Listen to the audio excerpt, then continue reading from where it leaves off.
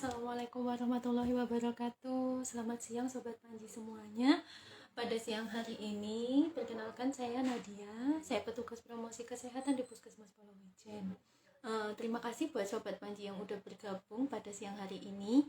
Alhamdulillah kita bisa ketemu lagi di live Instagram Puskesmas Polowijen. Puskesmas Polowijen lebih dekat. Nah, pada episode kali ini kita akan membahas tentang lansia, tua, sehat, dan bahagia. Karena hari ini bertepatan sekali sama Hari Lansia Internasional. Nah, kebetulan hari ini narasumber kita tuh juga gak kalah kece. Dan kita hari ini juga nanti ada pengumuman yang nanti akan saya umumkan ketika akhir acara. Sebelum menginjak acara selanjutnya, untuk narasumber pada siang hari ini adalah Bapak Joko Wiono SKP MKep SPKOM. Nah, beliau ini adalah Kaprodi Pendidikan Profesi Nurse Poltekkes Kemenkes Malang. Nah, sebelum acara dilanjutkan, langsung aja kita undang terlebih dahulu beliau untuk bergabung.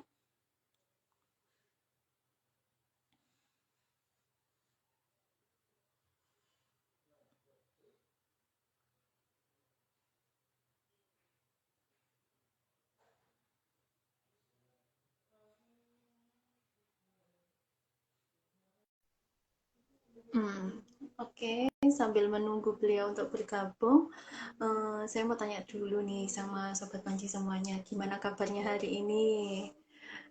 Jangan kendor untuk 5M-nya karena COVID masih mengintai kita di mana-mana. Meskipun kita tetap beraktivitas, tapi bukan berarti kita juga nggak patuh protokol kesehatan.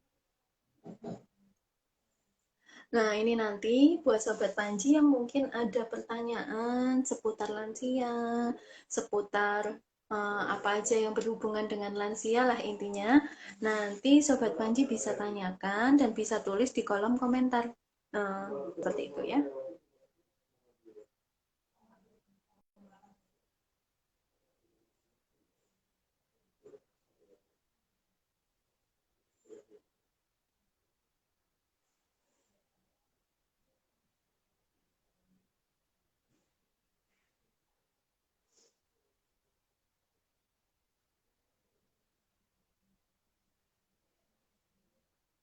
Oke, sambil menunggu, kita undang dulu.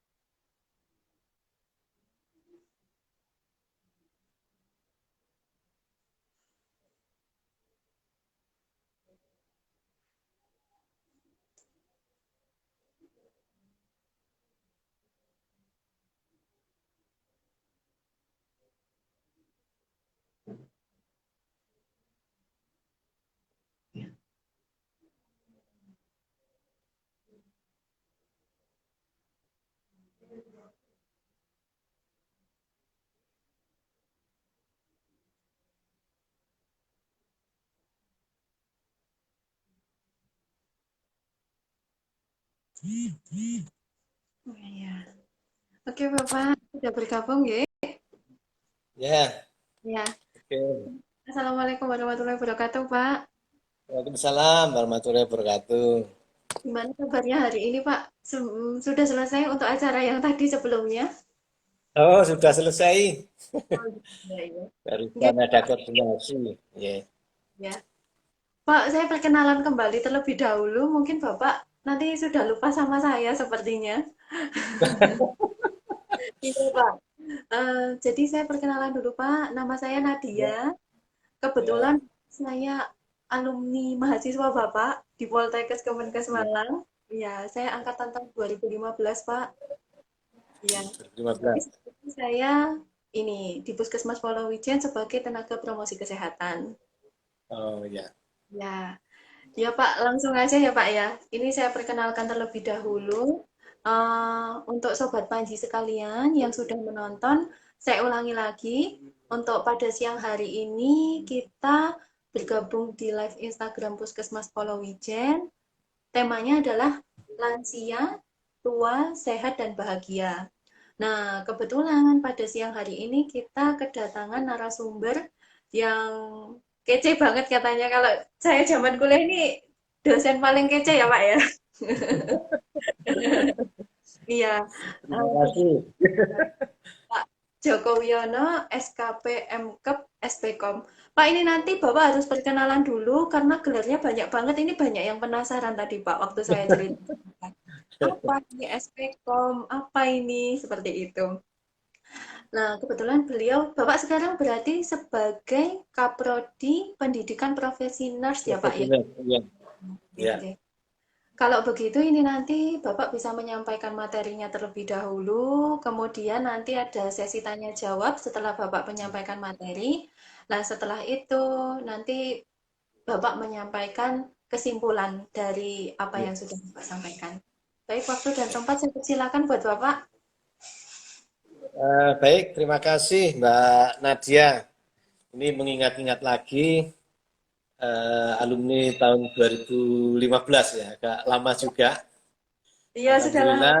Alhamdulillah ketemu lagi dengan alumni. Sekarang statusnya sudah teman sejawat. Kalau dulu Oh, kan iya. teman didik, Ya. kita sekarang setara, petugas kesehatan. Oke. Baik, jadi permintaan dari Mbak Nadia bahwa untuk perkenalan, nama saya Joko Wiono. Saya pendidikan ambil D3 yang pertama, itu dari Poltekkes Malang juga. Kalau dulu namanya kan Akademi Perawatan. Kemudian untuk S1-nya saya ambil di Universitas Pajajaran. Ambil perawatan juga, kebetulan saya linier sampai dengan selesai. Kemudian untuk magister perawatannya saya mengambil di Universitas Indonesia. Dan untuk spesialisnya saya ambil spesialis perawatan komunitas di Universitas Indonesia juga. Jadi itu uh, apa yang diminta dari Mbak Nadia tadi, ya. Sambil perkenalan juga untuk SPKOM itu memang apa namanya spesialis perawatan komunitas untuk areanya yaitu untuk keperawatan keluarga, keperawatan komunitas, kemudian keperawatan lansia. Sehingga Mbak Nadia untuk minta saya hari ini sharing bersama, belajar bersama, tidak salah memang itu bidang saya. Iya. Ya, baik. Sesuai dengan judul yang sudah disampaikan Mbak Nadia tadi bahwa lansia, tua, sehat, dan bahagia. Itu ya. Sebelum saya masuk ke materi, yang pertama saya ucapkan selamat Hari Lanjut Usia Nasional ya Iya. para lansia dan saya sebentar lagi ini masuk ke kelompok lansia. Mudah-mudahan sampai dan saya menikmati dengan sehat dan bahagia juga. ulang tahun yang ke-25 yang tepatnya jatuh pada tanggal 29 Mei tahun 2021. Dan tema yang diambil secara nasional keren sekali, bagus sekali, yaitu lanjut usia bahagia bersama keluarga. Dan melihat tema ini terkandung pengertian atau maksud bahwa keluarga itu adalah tempat yang terbaik untuk lansia. Dan itu sesuai dengan budaya dan karakter dari bangsa Indonesia, bahwa guyub rukun, kemudian gotong royong, lansia mulai dari hidup sampai dengan akhir hayatnya dia hidup bersama keluarga. Jadi sangat tepat sekali. Kemudian temanya juga keren, sesuai dengan situasi dan kondisi dan karakter dari bangsa Indonesia. Saya mulai dari hasil sensus penduduk tahun 2020, ya. Jadi lansia itu semakin lama jumlahnya semakin bertambah. Ini sesuai dengan sensus, kalau saya lihat ada 9,78%. Artinya apa? Sudah merapat mendekati jumlah balita, ya. Nanti makin lama akan naik, akan menyalip jumlah balitanya, karena sekarang usia produktifnya besar, sebentar lagi dia akan masuk pada usia lansia. Nah itu perlu kita persiapkan sebaik-baiknya, kalau tidak nanti kita masuk pada kondisi lansianya besar, kemudian angka kelahiran kecil, dan angka tenaga kerjanya kecil, maka akan beban semakin besar. Nah, dengan tema kali ini sangat sesuai sekali bahwa untuk lansia itu harus sehat dan bahagia. Kuncinya di situ. Ya. Kemudian kalau kita sudah tahu secara demografi lansia semakin lama semakin bertambah, bahkan saat ini sudah 9,78% secara nasional. Saya yakin beberapa daerah itu mempunyai lansia yang lebih tinggi, tergantung dari jumlah lansia yang harapan hidupnya semakin tinggi, maka akan semakin besar jumlah lansianya. Ini juga akan tampak bahwa suksesnya tenaga kesehatan, khususnya di Indonesia, umur harapan hidup lebih panjang, sehingga akan berdampak pada jumlah lansianya lebih besar juga. Jadi akan tampak seperti itulah salah satu indikator tenaga-tenaga kesehatan kita dalam menjalankan aktivitasnya, dalam menjalankan tugasnya, itu berjalan dengan baik. Yang menjadi pertanyaan adalah dengan adanya jumlah lansia yang demikian besar, apa yang terjadi pada lansia? Ya, itu, Pak. Jadi seluruh lansia itu pasti sesuai dengan siklus hidupnya mengalami proses degeneratif yang nantinya akan berdampak pada perubahan fisiologis, kemudian perubahan psikologis, dan perubahan sosial serta spiritual. Nah, itulah yang terjadi pada lansia. Akhirnya perubahan-perubahan itu tentunya perubahannya bukan perubahan mengarah kepada baik. Kalau degeneratif itu perubahannya ada mengalami ke arah penurunan. Nah, ini yang harus kita antisipasi, harus kita pahami dengan baik.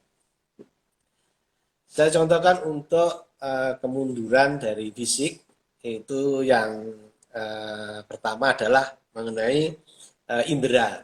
Jadi penglihatan, pendengaran, pengecapan, itu semua menurun, dan ini akan berdampak pada berbagai macam masalah yang berkaitan dengan indera.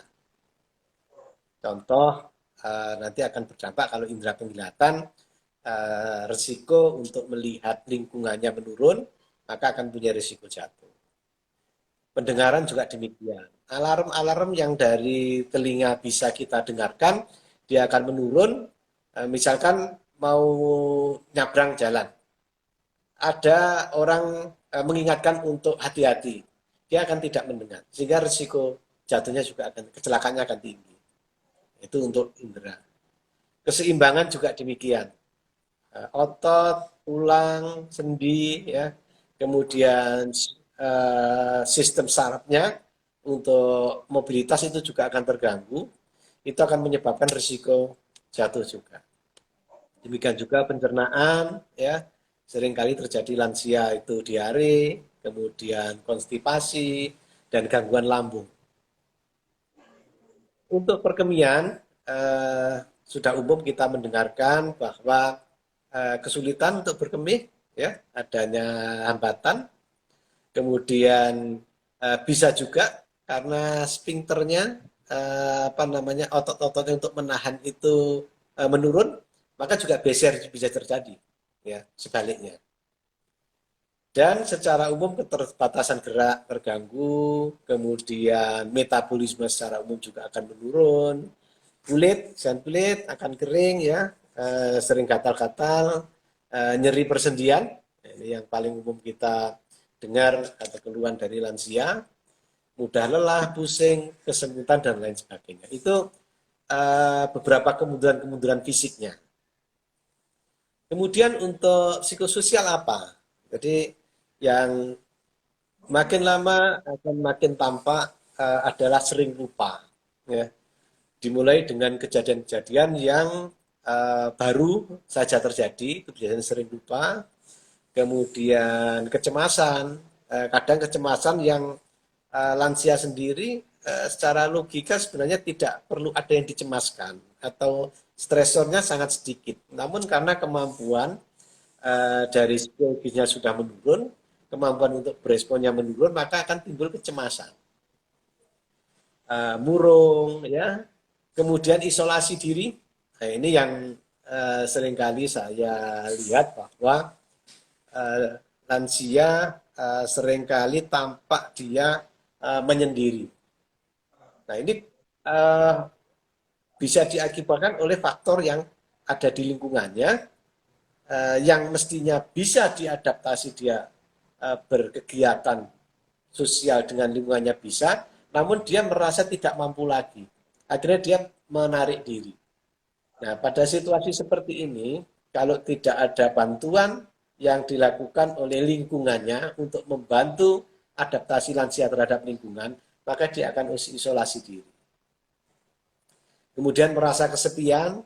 Nah, kalau kesepian ini bisa jadi karena memang secara dinamika kemasyarakatan akan banyaknya migrasi, banyaknya pergerakan, banyaknya perpindahan dari anggota keluarga yang zaman dahulu itu berkumpul bersama, bekerja di sekitar rumahnya, maka sekarang anak-anaknya bisa bekerja di tempat-tempat yang jauh. Nah, situasi yang seperti inilah yang menyebabkan kalau lansia tidak bisa mengantisipasi dengan bagus, dia akan mengalami kesepian. Nah, oleh karena itu bahwa kesepian semakin lama itu semakin menjadi ancaman untuk kesehatan lansia. Demikian juga perubahan pola hidup, ya, jelas sekali lansia kemudian memasuki masa pensiun, kemudian sudah mulai ada gejala keluhan masalah kesehatan, kemudian aktivitasnya juga mulai terganggu, tidak bisa berkegiatan dan bersosialisasi dengan lingkungannya. Perubahan pola hidup ini juga harus disadari. Seringkali kita mendengar ada lansia yang melakukan kegiatan di luar batas kemampuannya. Jadi masih senang berkompetisi, kemudian mengambil peran-peran berat. Itu menunjukkan bahwa siklus hidup yang dilalui oleh lansia sebelumnya itu ada hambatan yang dilakukan pada saat lansia. Ya. Dan paling umum gangguan pada lansia biasanya gangguan tidur, ya. Susah tidur, kemudian bisa tidur kalau terbangun susah untuk masuk tidur lagi, kemudian siang harinya dia malah tidur. Nah, perubahan-perubahan yang acak seperti itulah yang biasanya terjadi dan mengganggu kehidupan psikososialnya. Kemudian tadi sempat saya singgung sedikit penyebab masalah pada psikososial itu apa? Jelas pensiun ya. Kemudian merasa atau sadar, oh ini waktu saya sebentar lagi. Padahal itu sebenarnya memang harus sudah dipikirkan oleh lansianya. Dia sudah mulai menurun kemampuannya, kemudian sadar akan kematiannya. Ada lansia-lansia yang menghadapi situasi itu ketakutan, kemudian kecemasan, kemudian sampai dengan mengganggu pola hidup. Kemudian penghasilan menurun, penyakit kronis, ya, kesepian yang bisa jadi disebabkan oleh pengasihan dari lingkungannya. Nah ini saya ingin cerita sedikit bahwa ada perubahan dinamika di masyarakat. Kalau dulunya masyarakat adalah masyarakat pertanian, kemudian dia menggarap lingkungan di sekitar rumahnya, sekarang sudah masuk pada masyarakat industrial. Nah, dengan adanya seperti itu, pola yang dikembangkan di masing-masing keluarga dalam satu masyarakat itu akan berubah pula.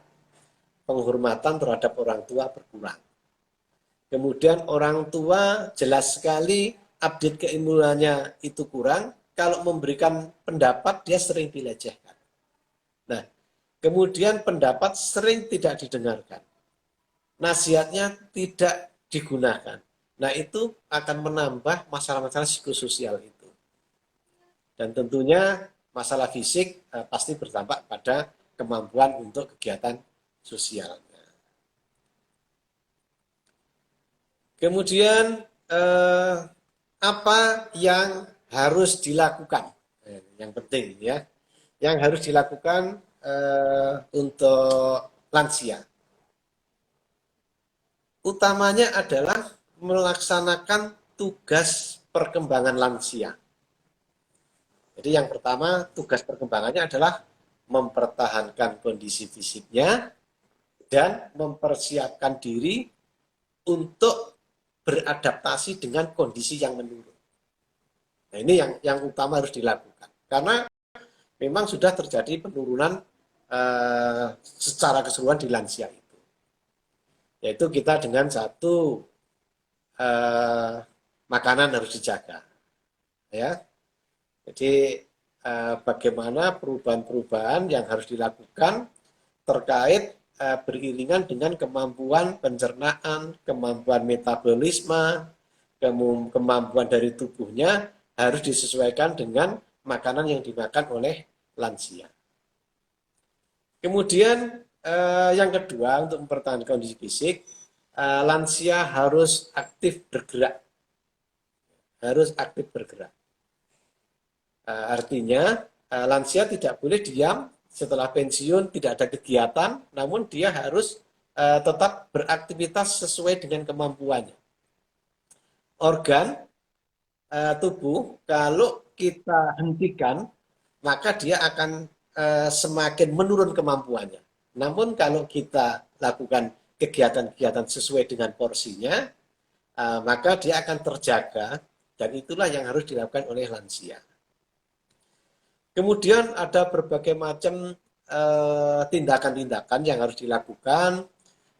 Contohnya untuk mengatur kebugaran, ada senam lansia, kemudian relaksasi, karena lansia pasti perlu untuk relaksasi. Kemudian kegiatan-kegiatan yang ada di masyarakat. Itu diharapkan diikuti sehingga teman sebaya dari lansia itu bisa sharing di situ terkait kondisi fisiknya. Nah, ini untuk mempertahankan fisik dan mempersiapkan beradaptasi dengan penurunan kondisi fisik. Kemudian yang kedua, tugasnya adalah melakukan penyesuaian kehidupan sosial di masyarakat. saya singgung di depan sedikit tadi bahwa lansia pada usianya harus memilih kegiatan yang sesuai dengan keadaannya. Jangan lansia ambil kegiatan masyarakat, ada satu kegiatan yang membutuhkan pemikiran yang keras, membutuhkan untuk kegiatan yang energik, berpindah ke sana kemari, diambil peran itu. Nah, itu nanti akan berdampak pada apa? Dia bermain pada kegiatan-kegiatan yang bukan porsinya. Itu ya. Jadi harus bisa membatasi diri dari lansia itu kegiatan-kegiatan yang memaksa kondisinya. Harus bisa memilih. Ya. Kemudian yang kedua, untuk kehidupan sosialnya, tadi juga penyebab sudah saya sampaikan bahwa isolasi sosial itu sangat bisa terjadi sekali pada kondisi sekarang. Yang pertama, masyarakat sudah masuk pada era industrial, artinya penghormatan pada orang tua kurang, nasihat tidak didengarkan, ditelantarkan begitu saja. Kalau saya tanya, nanti kita amati bersama, di dalam rumah lansia itu kamarnya ditaruh di depan apa ditaruh di paling belakang? Di belakang ini coba kayaknya, seringnya. Di belakang, ya. Karena apa? Dia akan disembunyikan, ya, dianggap sudah tidak beraktivitas lagi, tidak bisa apa namanya mempunyai manfaat yang baik, dia dipinggirkan. Nah itu kalau tidak ada akses di kegiatan, dia akan isolasi diri. Kemudian untuk kegiatannya dari masyarakat perlu juga harus masih touch, ya, masih bergabung dengan masyarakat, namun pilihannya adalah kegiatan-kegiatan yang sesuai dan bersifat santai. Dia sebagai tetua di situ memberikan nasihat. Memberikan nasihat digunakan boleh tidak boleh, dan itu lansia harus menyadari. Misalnya lansia itu fisiknya turun, emosinya yang tinggi, dikasih tahu dia marah.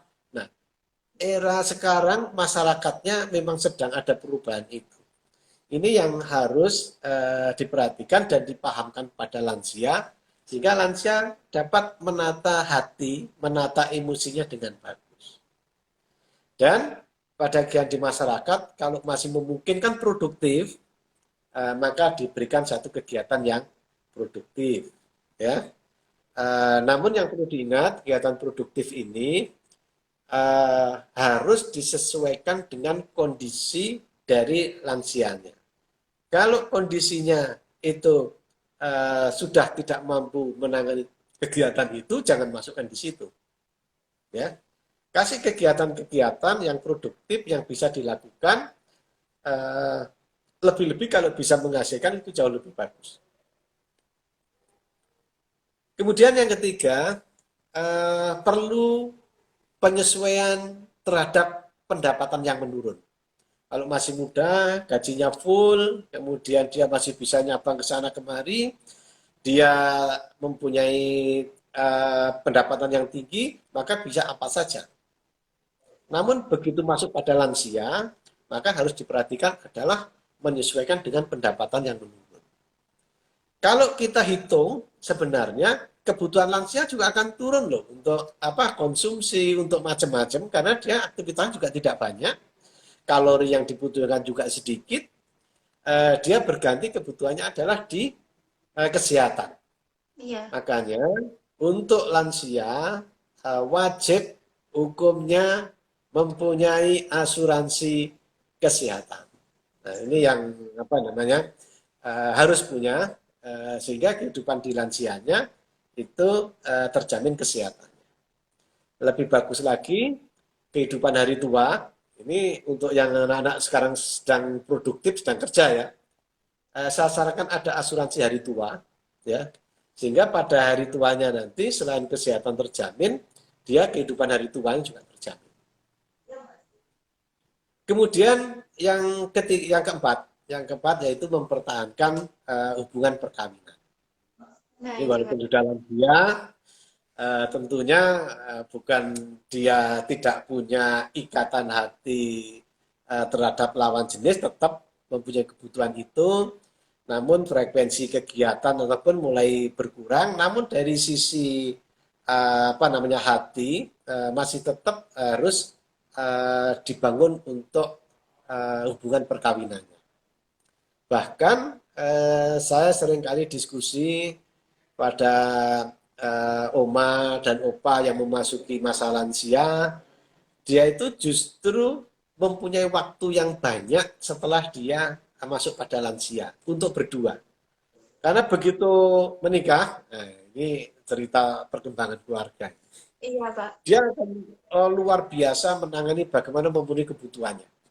Apapun dilakukan, berpisah dengan keluarga dilakukan. Begitu punya anak, masalahnya dia akan ikuti anaknya, punya kewajiban sampai dengan dia mandiri. Begitu banyak permasalahan yang dilakukan. Tapi begitu sudah selesai tugasnya, dia hidup dengan suami istri justru menikmati masa-masa itu. Walaupun dalam tanda kutip dia mempunyai masalah kesehatan pasti, namun kehidupannya bisa bahagia, bisa sejahtera, melihat anak-anaknya berhasil, melihat dia mampu untuk menjalani siklus hidup dengan bagus, maka masuk pada lansia itu perlu untuk membina hubungan perkawinannya. Kemudian yang kelima pemeliharaan antar generasi. Nah ini juga menjadi masalah lagi bahwa lansia dengan kemampuan yang sudah mulai menurun, dia tidak bisa berkunjung ke sana kemari, anak-anak sudah jauh-jauh semua. Nah, sekarang kan sudah tidak ada batasan geografis lagi. Artinya apa? Kita lintas wilayah itu bisa dengan mudah dilakukan dan ditunjang dengan teknologi. Kita bisa video call bersama, kemudian kita bisa kontak, itu perlu dijaga hubungan antar generasinya. Jadi peran dia sebagai kakek, sebagai nenek, kemudian hubungannya dengan cucu, dengan anak-anak itu masih terjalin dengan bagus. Ingat, seperti tema yang disampaikan oleh peringatan Hari Lansia pada tahun 2021 ini, yaitu keluarga tempat terbaik. Dan sekarang tidak selalu lansia berada secara fisik di dalam satu keluarga yang berkumpul bersama. Dan itu tempatnya bisa terpisah-pisah, namun dengan kecanggihan teknologi, kemudian kecanggihan alat transportasi, kita masih bisa kontak dengan lansia, kemudian kontak untuk saling memperhatikan, mensupport kehidupan lansianya. Sehingga lansia juga perlu untuk pemeliharaan hubungan antar generasi. Oh iya, ya, Pak. Iya. Kemudian selanjutnya ini pada tahap akhir dari tugas pengembangan itu yaitu penyesuaian terhadap kehilangan pasangan. Nah, Jadi ini Pak saya yang senang sekali, sudah sering kali saya mendengar bahwa lansia itu pesan pada istrinya, pesan pada anak-anaknya, bilang kalau nanti kalau bapak meninggal tidak usah merepotkan, saya dimakamkan di mana saja. Artinya apa?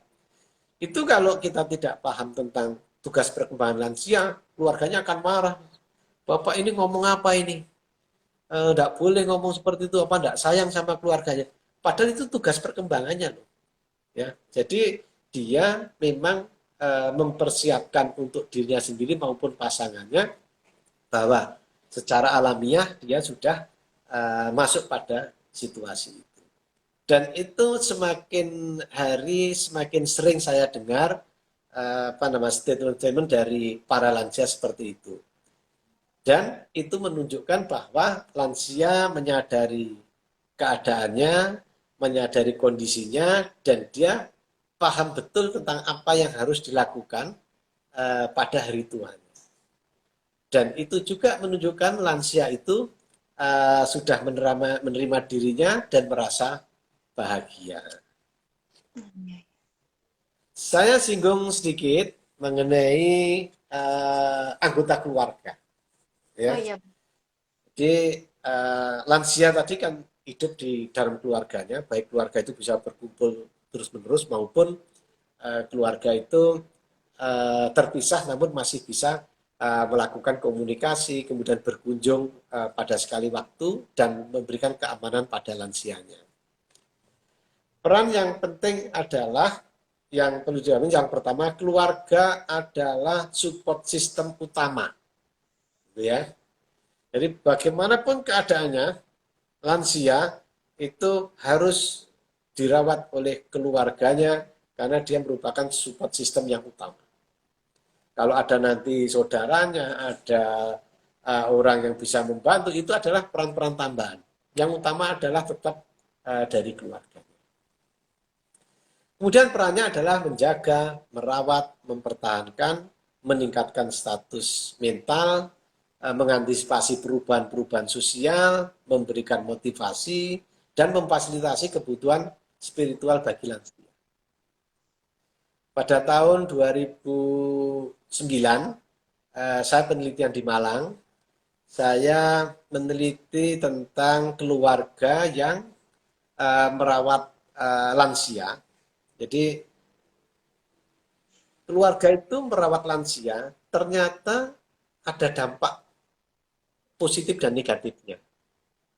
Nah, dampak positifnya itu adalah dia bisa balas budi sama orang tua, dia sebagai ladang amal, kemudian dia bisa mencurahkan kasih sayang, itu ya. Namun ada juga keluarga yang mempunyai dampak negatif. Nah, ini yang harus dipecahkan karena begitu merawat full di rumah maka kesempatan untuk keluar baik itu bekerja atau bersosialisasi akan berkurang. Nah, dari hasil penelitian itu disitulah perlu rotasi dari anggota keluarga. Nah, dengan demikian kecukupan yang dialami oleh lansia terhadap kebutuhan perawatannya bisa terpenuhi dengan baik.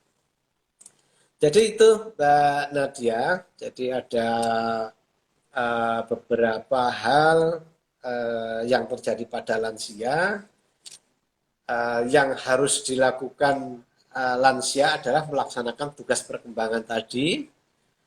Kalau tugas perkembangan dilakukan dengan baik, insya Allah lansia itu akan masuk pada kondisi yang sehat, kemudian bahagia. Ah Saya iya. kira itu pengantar sebelum kita nanti diskusi, saya kembalikan. Assalamualaikum warahmatullahi wabarakatuh. Iya. Baik, terima kasih Pak. Ini mungkin tadi ada yang langsung bertanya gitu Pak ya dari beberapa yang Bapak sampaikan ini intinya eh, bahwa lansia itu kan harus menerima dulu kondisinya dari penurunan dari segi apapun yang Bapak sampaikan tadi. Nah, Ya. kemudian setelah beliaunya melakukan penerimaan, eh, bisa seperti menyesuaikan. Jadi dulu di usia produktif, kemudian sekarang di usia lansia, seperti itu. Nah, ini kesulitan-kesulitannya. Jadi kan mungkin saya juga pernah dengar atau sering dengar ya Pak ya, ketika sekarang kan eranya ini ya Pak ya, promotif dan preventif, Ya. bukan kuratif mengobati. Ya. Tapi masih kebanyakan intinya beberapa orang atau masyarakat itu berpikiran kalau ketika kita ke pelayanan kesehatan itu untuk berobat. Nah, sedangkan persepsi lansia adalah ketika beliaunya malah diajak berobat ke pelayanan kesehatan, itu sulitnya minta ampun, Pak. Jadi karena mereka ketakutan, misalnya ada kolesterolnya tinggi atau Hmm. gula darahnya tinggi. Nah, ini mungkin ada tips-tips tertentu, Pak, biar kita yang mungkin anak atau keluarga yang merawat lansia ini bisa apa ya, Pak, memberikan pemahaman ketika pergi ke pelayanan kesehatan itu bukan untuk menakut-nakuti, kemudian dengan hasil yang seperti itu kita harus mengkonsumsi obat terus-menerus. Itu mungkin persepsi lansia itu kira-kira seperti apa sih, Pak? Ya, baik. Pertanyaan yang bagus ya. Jadi lansia tentunya ada sebab ada akibat ini ya kalau pada lansia ini. Saya sebagai pemerhati kemudian yang berkecimpung di dalam perawatan lansia, kemudian keluarga utamanya dan komunitas pengelolaan untuk lansia.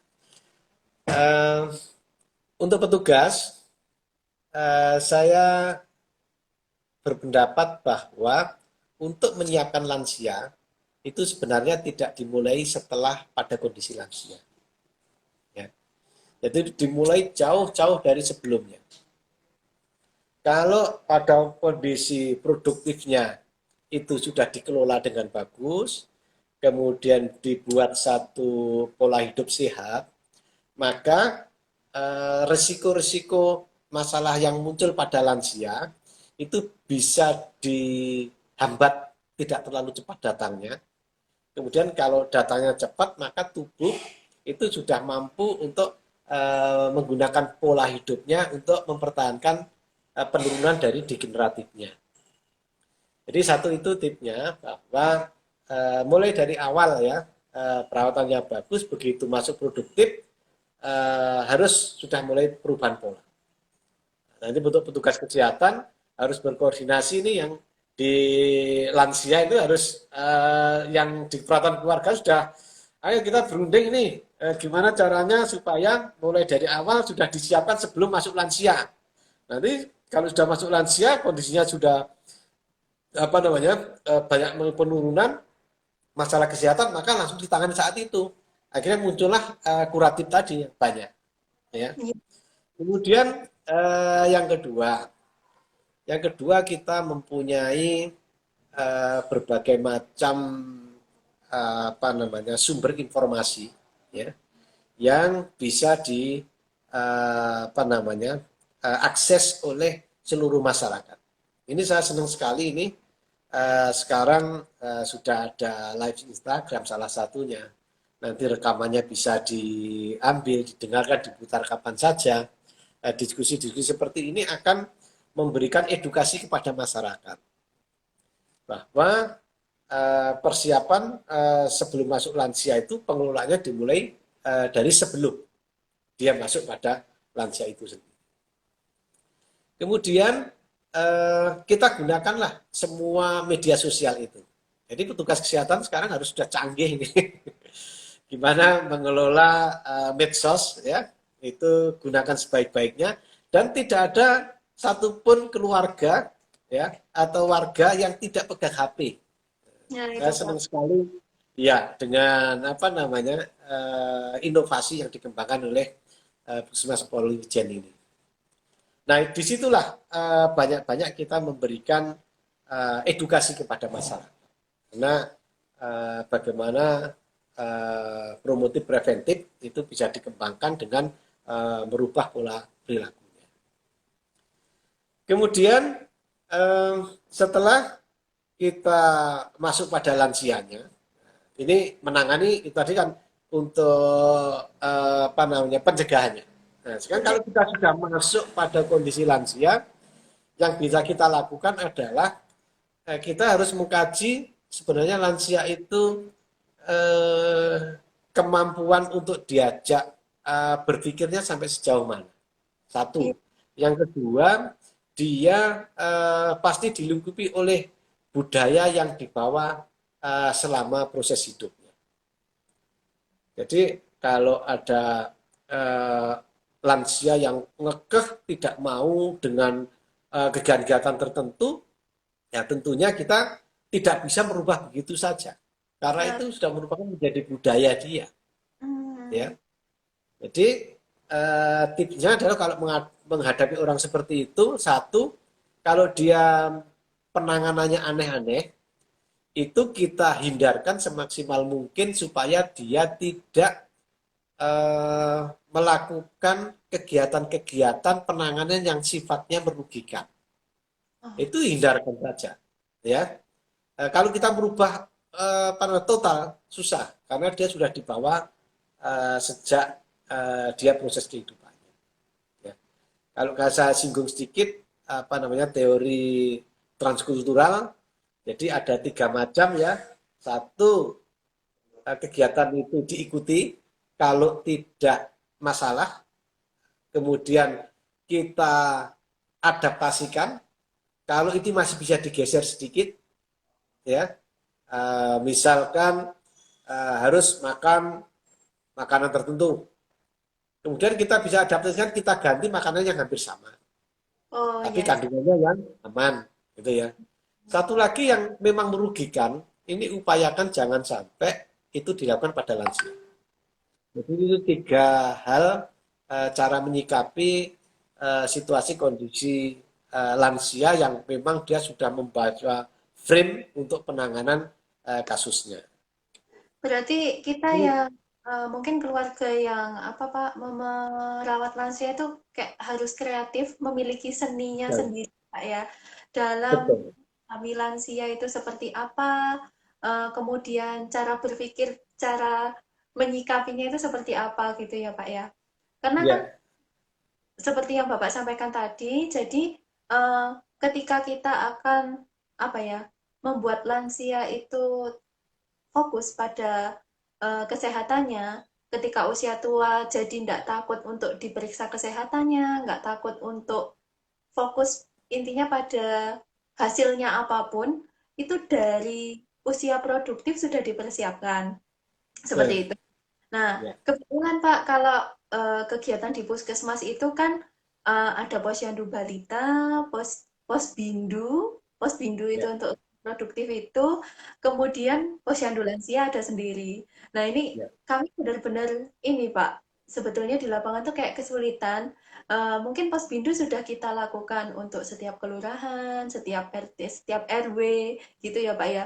Tetapi ya, antusias masyarakat untuk datang ke Posbindu, ke Posyandu Lansia, tentang apa merubah persepsi masyarakat tuh kayak lebih baik datang ke Posbindu dulu atau lebih baik datang ke Posyandu Lansia dulu.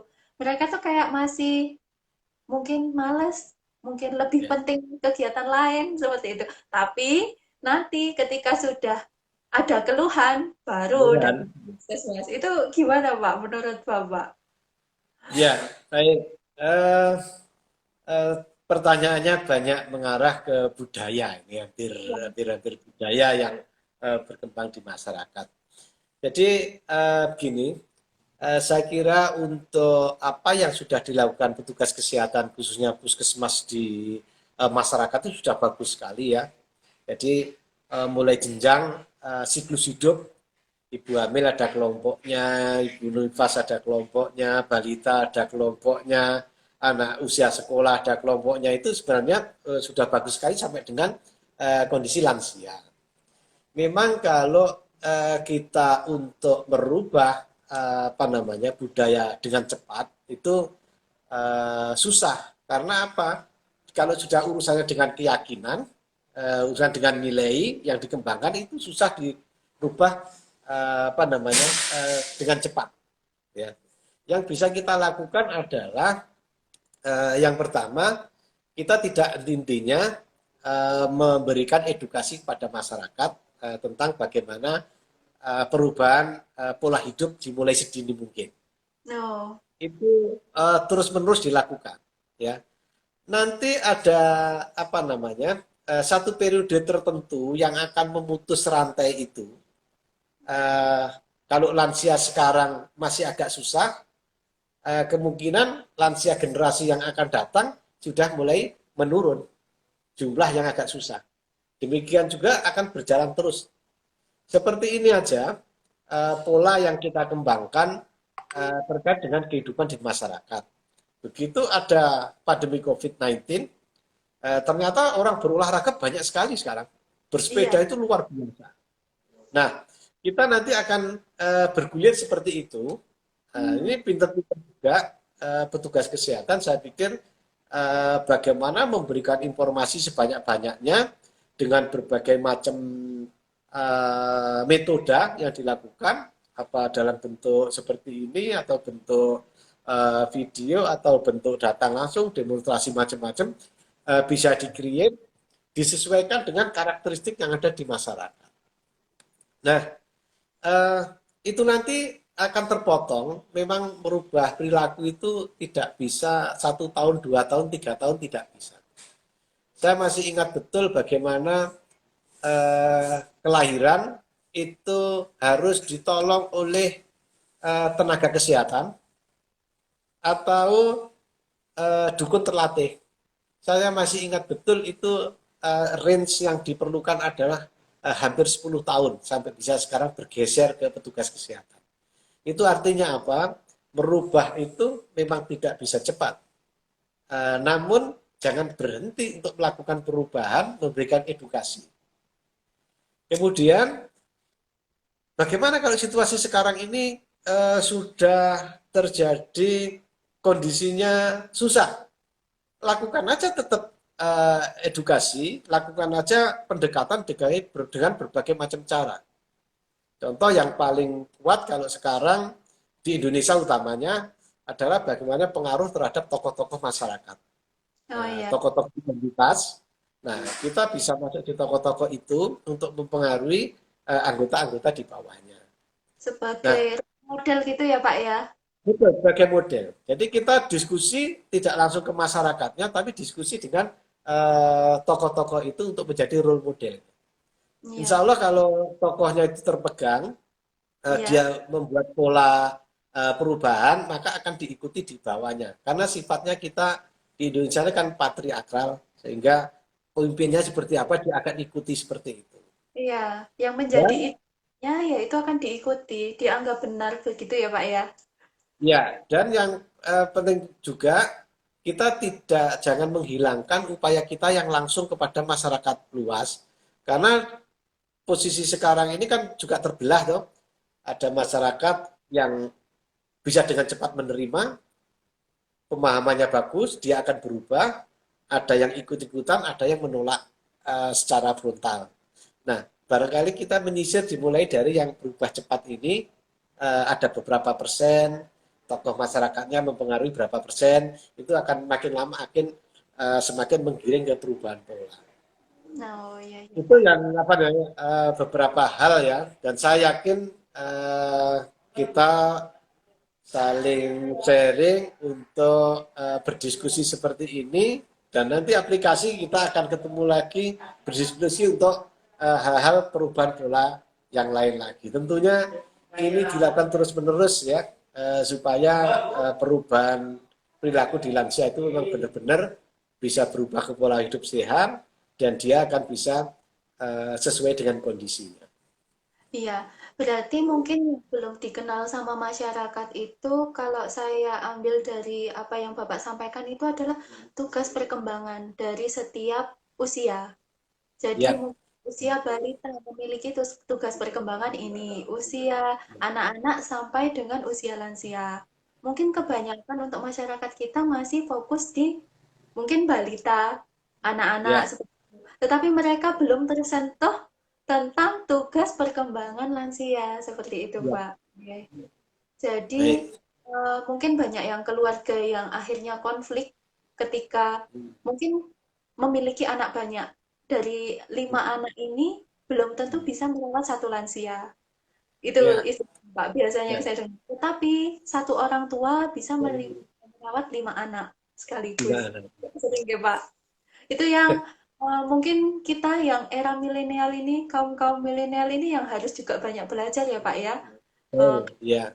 Tidak didapat dengan mudah seperti itu. Kemudian Yang Pak, perlu diingat lagi ya, yang perlu diingat bahwa lansia walaupun dia mindsetnya itu kuno, tapi ya, pola yang dibawa, yang dikembangkan itu polanya pola-pola yang bagus ya, yang bisa dibawa untuk memberikan teladan kepada antar generasinya. iya Jadi Pak, hanya hal-hal yang sifatnya itu tidak bagus itu harus ditinggalkan. Namun hmm, pola-pola yang bagus yang dibawa dari leluhur itu perlu dilestarikan. hmm, Sehingga kearifan lokal akan muncul di situ. Oh, ternyata para lansia dulu, orang dulu itu kalau menangani sesuatu masalah caranya seperti ini. Yang masih bisa digunakan itu harus dipelihara harus ya, dipelihara. supaya berkelanjutan. Iya. Iya, iya, iya Pak. Iya Pak, mungkin dari beberapa yang sudah kita diskusikan, kemudian Bapak sampaikan, kemudian berhubungan dengan Hari Lansia Nasional pada hari ini, mungkin Bapak bisa menyimpulkan atau berpesan kepada keluarga yang merawat lansia atau kepada lansianya. Monggo Pak. Ya, baik. Jadi sebagai penutup, yang pertama saya sekali lagi ucapkan Hari Lansia ya yang ke-25 pada tahun 2021 ini. Kemudian yang perlu kita pahami baik itu lansia maupun keluarga bahwa lansia itu merupakan pribadi yang utuh yang terdiri dari biologis, psikologis, sosial, dan spiritual. Yang mana kalau mau merawat lansia secara utuh, maka keempat hal itu harus disentuh bersama-sama. Ya, Ya, kita tidak bisa ke fisiknya saja, tidak bisa ke psikologisnya saja, tidak bisa ke sosialnya saja maupun spiritualnya, tetapi itu secara utuh. Nah, ini yang keluarga harus perhatikan. Kalau merawat pada lansia, lansia itu pasti mengalami penurunan. Namun penurunannya masih bisa kita pertahankan fungsionalnya semaksimal mungkin, kemudian memberikan bantuan hanya pada saat dia membutuhkan saja. bantuan. Jadi selama dia masih bisa mandiri, sebaiknya Iya. mandiri. Kemudian untuk lansia, setelah tahu secara utuh, maka yang paling bijak adalah beradaptasi dengan kondisinya. Karena ada penurunan, kalau ada masalah segera periksakan ke pelayanan kesehatan, kemudian secara paket baik itu fisik, psikologis, sosial maupun spiritual penuhilah dengan seimbang. Jangan hanya salah satu sisi nanti akan menimbulkan stres. Nah, kemudian jangan lupa tugas-tugas lansia tadi harus diingat betul supaya uh, para lansia itu bisa beradaptasi dengan baik, tubuhnya sehat dan bahagia serta bisa menjalani kehidupan bersama anak-anak dan cucunya. Ya. Itu aja berarti ya Pak ya tip-tipsnya. Nanti mungkin saya akan nge-share ini sih Pak tentang tugas perkembangan lansia. Ini nanti di Ya, silakan. Ya, setelah ini nanti videonya disimpan, mungkin akan itu yang saya tuliskan. Eh, Bapak, sekali lagi saya ucapkan terima kasih atas waktu dan kesempatan yang Bapak berikan untuk bisa berdiskusi dengan Bapak. Sekali lagi kami ucapkan terima kasih yang banyak. Mungkin nanti dengan tema dan topik yang lain yang lebih menarik, Bapak bisa lagi untuk bergabung bersama kami, Pak, di live ya, Instagram siap, kami. siap. Jadi ini Ya. nanti live Instagram kami juga akan kami siarkan di channel YouTube kami. Jadi nanti mungkin uh, juga bisa kami bagikan kepada Bapak. Mungkin Bapak bisa meneruskan ke teman-teman komunitas lansia yang mungkin Bapak jadikan pemerhati itu tadi. Mungkin Pak, seperti itu nggih Pak. Saya ucapkan terima Baik. kasih Pak. Ya. Mohon maaf jika ada kendala sebelumnya. Kalau gitu, monggo Bapak bisa beraktivitas lagi. Ini saya akan tutup dulu untuk acara pada siang hari ini. Uh, Kemudian sebelum saya tutup, terima kasih kepada Sobat Panji yang sudah menonton live Instagram Puskesmas Polowijen. Kemudian saya juga tidak lupa untuk mengumumkan pemenang kuis Rabu Manis pada siang hari ini tentang mitos dan fakta seputar lansia. Kemarin ada beberapa pertanyaan ini Pak tentang stroke. Nah, kebetulan itu Hmm. kan salah satu penyakit yang diderita oleh lansia. Nah, kemudian ini untuk pemenangnya adalah Eza Rokta yang hadiahnya mendapatkan gendongan baby pouch premium dari Bayiku ID. Selamat kepada pemenang, nanti akan kami sampaikan melalui DM di Instagram dan akan kami hubungi lebih lanjut. Bapak, terima kasih banyak. Kami pamit Ya, dulu. sama-sama. Ya. Wabarakatuh. Assalamualaikum warahmatullahi wabarakatuh. Terima kasih. Sampai jumpa lagi Oke, dengan tema yang berbeda. siap Pak. Terima kasih banyak. Saya langsung live ya. Ya, monggo Pak.